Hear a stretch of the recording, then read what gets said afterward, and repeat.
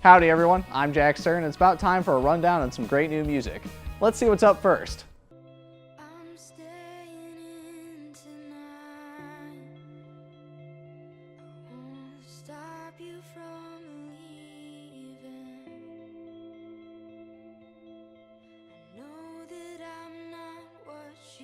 First up, I want to talk about an up-and-coming indie folk artist, Julian Baker.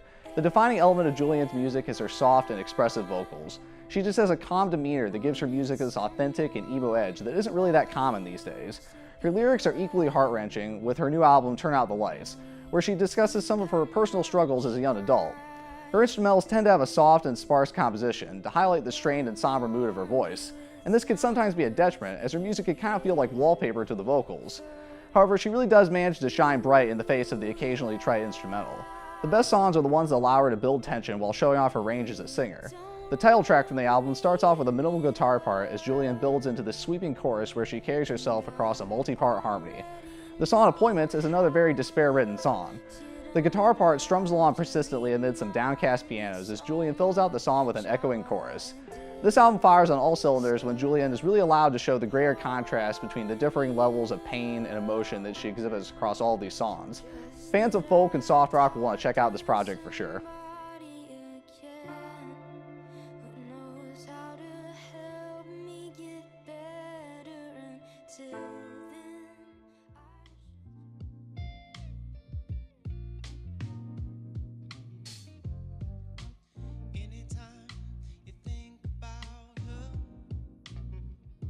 Next up, I want to shed some light on a band that I was surprised to even discover. FullFeck is a neo-soul/jazz band that is focused on bringing nostalgia and variety through a lot of catchy melodies. The band brings in several guest vocalists to create that atmosphere. Parts of their latest album, Mr. Finish Line, feel like an authentic throwback to soul artists like Marvin Gaye and the more 80s pop-oriented soul acts like Whole Notes. The album isn't just trying to cash in as a novelty act, though. Many of the songs incorporate synthesizers and other more adventurous parts that give the album a more modern feel. The song Birds of a Feather sounds like a genuine take on a 2017 Stevie Wonder song, but the bubbly synths and the whistling parts still give it a sense of identity. The album even goes completely left field sometimes with tracks like Captain Hook, which is this weird high-pitched rap song with a funk instrumental. Then there's Tea Time, which incorporates like this 90s European dance track. I also want to mention those guest vocal performances again, because they really sell the vibe of this album. Charlie O's deep and expressive voice is a perfect fusion with this jazzy saxophone part on the track Baby I Don't Know. Then there's the Motown-inspired Business Casual, which has a cute and funky instrumental on a flowery melody that reminds me of some of the hits from childhood-era Michael Jackson. Diversity is the name of the game with this album, and this album pulls that off flawlessly. Give this a listen if you're looking for some modern and ear-catching soul music.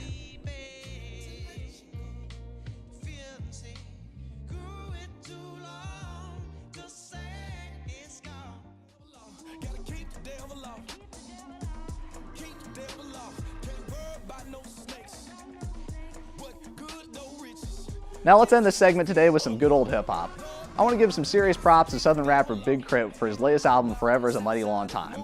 Big Crit has had a career of decent length at this point, spanning over a decade with a multitude of albums and mixtapes.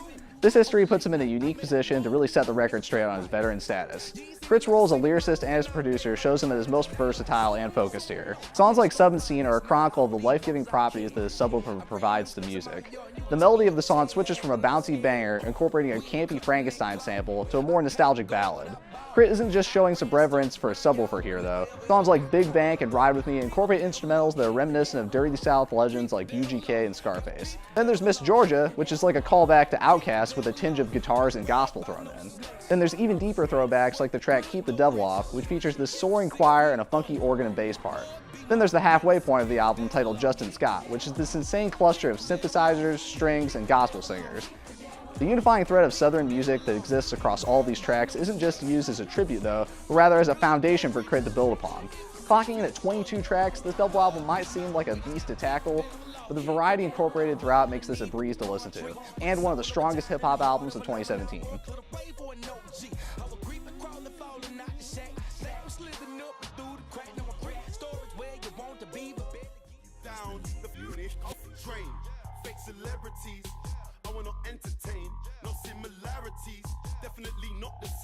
Another great release is the latest EP from UK grime superstar Skepta. Although many of these tracks have been released previously, this EP is still excellent from front to back. Featuring great features from A$AP Rocky, A$AP Ferg, and even a more unlikely one from Lil B, there's a good amount of hype to be found here.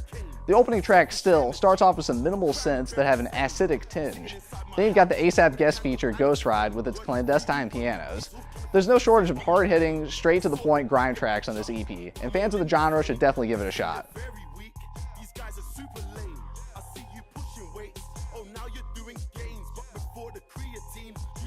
Well, that's all, folks. I'm Jack Stern, and be sure to check out more content from Lowdown when you're craving the latest and greatest music.